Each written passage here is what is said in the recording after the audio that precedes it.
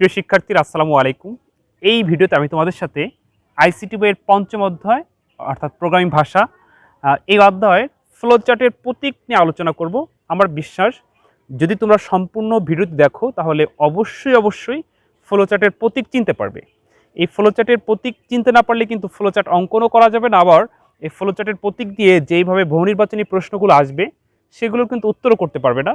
তো আমার বিশ্বাস যদি তোমরা মনোযোগ সহকারে সম্পূর্ণ ভিডিওটি দেখো তাহলে আবার বলতেছি অবশ্যই এই ফ্লোচার্টের প্রতীক দিয়ে যেভাবেই প্রশ্ন আসুক না কেন তোমরা কিন্তু সহজযুক্ত করতে পারবে।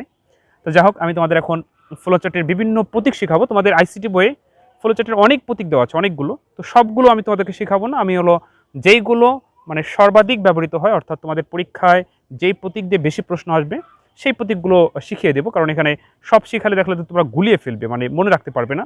তো বেশি গুরুত্বপূর্ণ যেগুলো দিয়ে ঘুরে ফিরে প্রশ্ন আসে সেগুলো শিখিয়ে দেবো। তো আমি তোমাদের এখন ফ্লোচার্টের প্রতীক শেখাচ্ছি, তবে তার আগে একটা কথা বলে রাখি, সেটা হচ্ছে আজকে আমার কাছে যারা অফলাইনে পড়তো তাদের বিদায় অনুষ্ঠান বলতে পারো, এই বিদায় না, যাই হোক বিদায় অনুষ্ঠান হয়েছে। তো যারা 22 সালে পরীক্ষার্থী তাদের আজকে বিদায় হয়েছে। তো তোমরা যারা সামনে পরীক্ষার্থী আছো তোমাদেরও কিন্তু এরকম একটা পরিস্থিতি এসে দাঁড়াবে। অর্থাৎ আজকে তোমরা যারা 23 সালে পরীক্ষা দিবা তোমাদের হাতে মাত্র সময় আছে 4 থেকে 5 মাস। তো এই 4-5 মাস পরে তোমাদের এরকম পরিস্থিতি আসবে, অর্থাৎ তোমাদের এখন থেকেই পড়াশোনায় মনোযোগ স্থির করতে হবে। আমি ছোট্ট একটা মোটিভেশন একটু কথা বলি, তারপরে প্রত্যেকটা শেখাচ্ছি। ধরো এক লোক প্র্যাকটিক্যালে সবাইকে ধনুক চালানো শেখাচ্ছে, অর্থাৎ তীর চালানো শেখাচ্ছে। তো গাছে ধরো কৃত্রিম একটা পাখি ঝুলিয়ে রাখা, মাটির বা কাঠের তৈরি গাছে ঝুলিয়ে রাখছে। তো লাইন ধরে ধরে একজন করে ওই তীর ছাড়বে, কার নিশানা কেমন এটা প্র্যাকটিক্যালে শেখাচ্ছে যেই প্রশিক্ষক। তো একজন লাইনের সামনে আসছে যে প্রথমে, তো তাকে বলে যে তুমি তাক করো পাখিটার দিকে। তো সে তীরটা এরকম তাক করছে, তাক করার পরে এবার যে ট্রেনার সে তাকে প্রশ্ন করতেছে, আচ্ছা তুমি তীরটা ছেড়ো না, আমি তোমাকে একটা প্রশ্ন করব, প্রশ্নটা উত্তর দাও। বলো জি বলো। বলতেছে আচ্ছা তুমি কি দেখতে পাচ্ছ? তো যে ওই তীর চালাবে সে বলতেছে যে আমি আপনাকে দেখতে পাচ্ছি, আকাশ দেখতে পাচ্ছি, গাছ দেখতে পাচ্ছি, পাখি দেখতে পাচ্ছি। তখন যে ট্রেনার সে বলল ঠিক আছে, তুমি তীরটা ছেড়ো না, একটু পাশে গিয়ে দাঁড়াও। তো পাশে গিয়ে দাঁড়িয়েছে। তো আরেকজন আসছে, তো আরেকজন আসলে সে আবার এরকম নিশানা তাক করছে, পরে বলে যে তীরটা ছেড়ো না, আমি তোমাকে একটা প্রশ্ন করি, তুমি একটা উত্তর দাও। বলে জি বলো। তো ওই ট্রেনার আবার ওই অন্য ব্যক্তিকে বলতেছে যে আচ্ছা তুমি কি দেখতে পাচ্ছ? তখন ওই ব্যক্তি বলতেছে যে আমি শুধু ওই পাখির মাথা দেখতে পাচ্ছি, আর কিছু না। এর অর্থ হচ্ছে ওই যেই ব্যক্তিটা ট্রেনারকে দেখতে পাচ্ছে, গাছ দেখতে পাচ্ছে, আকাশ দেখতে পাচ্ছে, পাখি দেখতে পাচ্ছে, তার তীরটা ছাড়লে যে শেখাচ্ছে তারও লাগতে পারে। আর যেই ব্যক্তি শুধু পাখির মাথা দেখতে পাচ্ছে তার তীরটা ছাড়লে শুধু ওই পাখির মাথায় গিয়েই লাগবে। আমি তোমাদের এই কথাটা কেন শোনালাম, যে তোমাদের যাদের সামনে যাদের পরীক্ষা, তোমরা শুধু ওই পরীক্ষা টার্গেট করো, অনন্য কিছু আপাতত বাদ দাও। কারণ তুমি যদি অনন্য কিছু টার্গেট করো ওই পরীক্ষার সাথে সাথে পাশাপাশি, তাহলে তোমার তীরটা এরকম স্লিপ করে অন্যদিকে চলে যেতে পারে। পরীক্ষায় যে তোমার সফলতা বা পরীক্ষায় যে তুমি কাঙ্ক্ষিত যে ফলাফল অর্জন করতে চাচ্ছ সেটা নাও হতে পারে। যেমন ধরো উদাহরণস্বরূপ বলা যায় যে তোমার অনেক সময় বাসায় যখন পড়তে বসো তখন দেখা যাচ্ছে যে একটু পড়ছো, মেসেঞ্জারে কে নক করছে, টুস করে শব্দ হলে একটু অন করলা, তোমার পড়াশোনা শেষ। পড়তে পড়ছো তোমার রুমে, তোমার পড়ার টেবিলে পাশের রুমে কে কথা বলতেছে, কার সাথে কি কথা বলছে, একটু কান খাড়া করছো, তোমার পড়াশোনা শেষ। অর্থাৎ ওই যে অনন্য মনোযোগ বাদ দিয়ে জাস্ট পাখির ওই মাথার মতো শুধু এইচএসসি পরীক্ষার সামনে তো পরীক্ষাকে টার্গেট করো, তাহলে দেখা যাচ্ছে যে কাঙ্ক্ষিত ফলাফল অর্জন করতে পারবে এবং পরীক্ষাও সহজ হবে। তো যাই হোক প্রিয় শিক্ষার্থীবৃন্দ, আমি তোমাদের এখন ফ্লোচার্টের প্রতীক শেখাচ্ছি। বলছিলাম যে এই ফ্লোচার্টের অনেকগুলো প্রতীক তোমাদের বইতে দেওয়া আছে, সবগুলো শেখা লাগবে না, যেইগুলো বহুল অর্থাৎ বেশি ব্যবহৃত হয় সেগুলো শেখাবো। যেমন ফ্লোচার্টের এই ডিম আকৃতি, এই প্রতীকটা দ্বারা বোঝায় শুরু বা শেষ। অর্থাৎ আমরা যখন কোনো কাজ করব তখন এই প্রতীক দিয়ে শুরু আর শেষ নির্দেশ আমরা বুঝে নিব। তো একটু ডিম আকৃতি, এটা হচ্ছে সামান্তরিক। এই সামান্তরিক দ্বারা আমরা ইনপুট আউটপুট বুঝে নিব।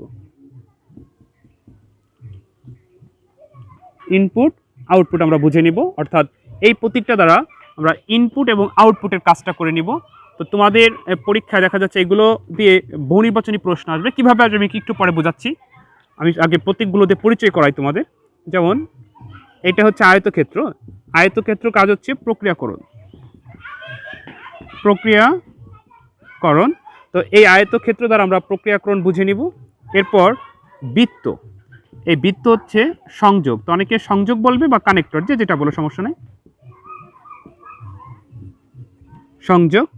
এরপর রম্বস, এই রম্বস দ্বারা হচ্ছে সিদ্ধান্ত, অর্থাৎ কোনো কিছু সিদ্ধান্ত গ্রহণের সময় আমরা এই প্রতীকটি ব্যবহার করব, তো এটা হচ্ছে রম্বস। এরপর ধরো ওই যে তীর আকৃতি, মানে আমি তোমাদের শেখাচ্ছিল যেইগুলো বেশি ব্যবহৃত, অর্থাৎ যেইগুলো তোমাদের বেশি মনে রাখতে হবে সেগুলো, যেমন এগুলো হলো প্রবাহের দিক, প্রবাহের দিক। এছাড়া টিকা টিকা অনেক আছে, কিন্তু সব শেখা লাগবে না, জাস্ট মানে যেইগুলো দিয়ে বেশি প্রশ্ন আসবে সেগুলো আমি তোমাদেরকে শেখাচ্ছি। দেখো কীভাবে প্রশ্ন আসবে, বলবে এই প্রতীকটা কী নির্দেশ করে, তাহলে শুরু বা শেষ, ডিমাকৃতি, এটা দিয়ে প্রশ্ন করবে যে এই প্রতীকটা বহু নির্বাচনী প্রশ্নতে দিয়ে যে এটা দ্বারা কি বোঝায়, ইনপুট আউটপুট। ধরো এটা দিল, লিখলো যে প্রক্রিয়াকরণ বোঝাতে নিচের কোন প্রতীকটি ব্যবহৃত, এখানে 4টা তুলে দিল, তাহলে তোমাকে খুঁজে নিতে হবে প্রক্রিয়াকরণ হচ্ছে কি, আয়তক্ষেত্র। আবার এই আয়তক্ষেত্র দিয়ে বলবে যে এটা দ্বারা কি বোঝায়, সংযোগ, প্রক্রিয়াকরণ নাকি সিদ্ধান্ত, তোমাকে সঠিকটা খুঁজে নিতে হবে। তাহলে আয়তক্ষেত্র দ্বারা প্রক্রিয়াকরণ বোঝায়, এবং বৃত্ত দ্বারা সংযোগ, তারপরে এটা হচ্ছে রম্বস, রম্বস দ্বারা সিদ্ধান্ত, এই তীর আকৃতি এটা প্রবাহের দিক, মানে কোন দিকে যাবে সেটা বোঝাবে। তো এই কটা হচ্ছিল মূলত বেশি ব্যবহৃত হয়, এগুলো দিয়েই দেখবা যে বহু নির্বাচনী প্রশ্ন সাজানো।